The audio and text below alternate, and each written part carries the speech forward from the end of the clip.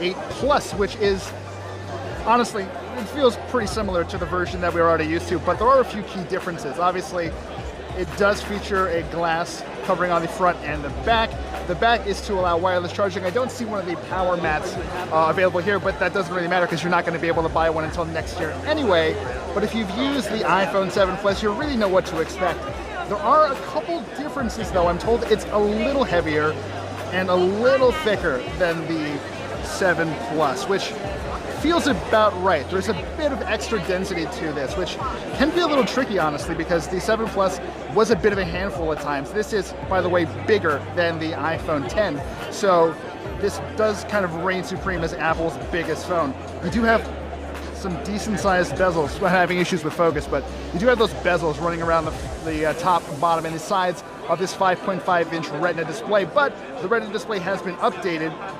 This does have True Tone, which is a feature that we first saw on the iPad Pro.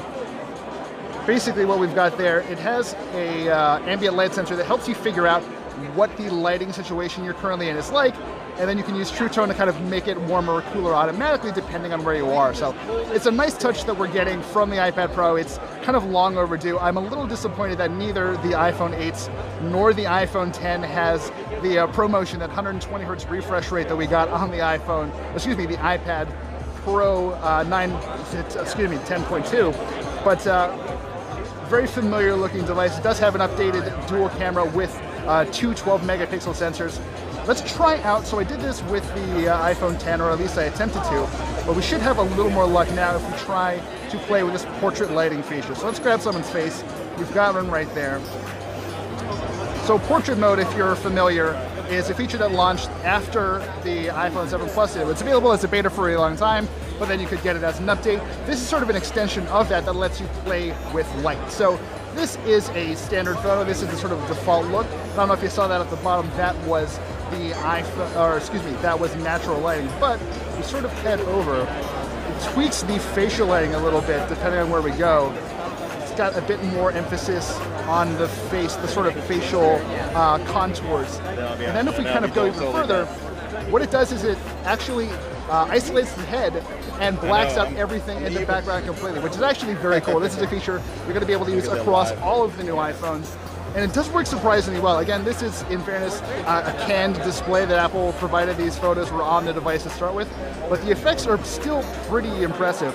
Carlos Lopez says, keeping my iPhone 7 Plus, to be honest. Hey man, I can't blame you. This is a really cool device, but it doesn't necessarily feel like a huge leap over what you're getting with a 7 Plus with iOS 11 when that launches in September. A couple extra things to point out here. We've got the we've got the A11 Bionic chipset inside, which does allow for higher performance across gaming and just sort of general use. I'm swiping back and forth.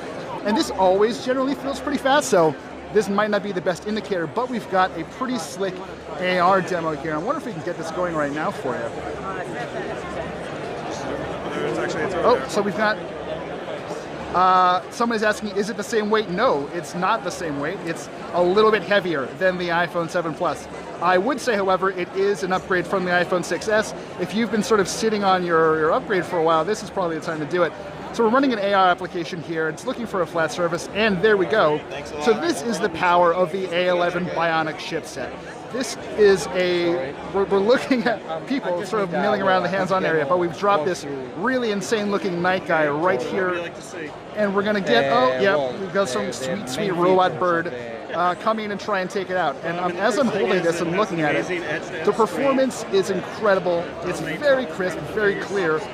This is the power of the A11 Bionic at work, and it really is something. It's tough to say exactly how much faster this is than, say, the iPhone 7 Plus. I have one in my back pocket and can't really do all of these things at the same time, but there's a lot to like about this phone. Is it the most exciting upgrade that you've seen? Maybe not. I've got an Apple guy over my shoulder who might disagree with me, but it is a pretty impressive device. Someone's asking about a difference in screen quality between the 7 Plus and the 8. Right off the bat, not seeing a whole lot, but again, this does have a True Tone display that allows you to sort of modify your color temperature based on where you are. Let's actually get this next to the iPhone 8.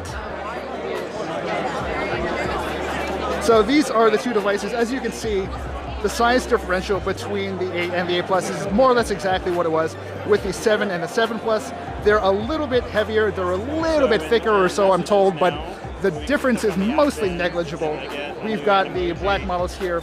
Obviously, the iPhone 8 has that single 12 megapixel camera, which does seem to work pretty well. Carlos is asking, is this prone to scratching like the jet black iPhone? That's a great question. Let's actually ask the Apple gentleman. So we've got glass on the front and back of both of these devices.